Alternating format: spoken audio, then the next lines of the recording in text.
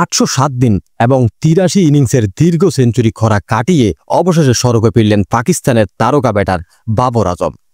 শ্রীলঙ্কার বিপক্ষে দ্বিতীয় ওয়ানডেতে দুর্দান্ত এক সেঞ্চুরি হাঁকিয়ে দলকে 8 উইকেটের বিশাল জয় এনে দিয়েছেন তিনি। কাকতালীয়ভাবে সাবেক ভারতীয় অধিনায়ক বিরাট কোহলিও মাঝে 83 ইনিংসে সেঞ্চুরি পাননি। সেই সেঞ্চুরি বাবরের জন্য এক নতুন শুরুর বার্তা এনে দিয়েছে। এই জয়ের ফলে এক ম্যাচ বাকি থাকতেই সিরিজ জিতে নিয়েছে পাকিস্তান। রাওয়ালপিন্ডিতে অনুষ্ঠিতব্য এই ম্যাচে মূলত ইসলামাবাদের বোমা হামলার কারণে একদিন পিছিয়ে দেওয়া হয়েছিল।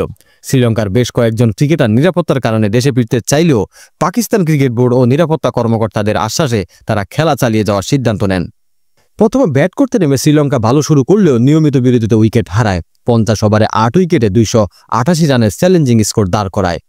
পাকিস্তানের পক্ষে আবরার আহমেদ এবং হারিস রফ 3টি করে উইকেট শিকার করেন।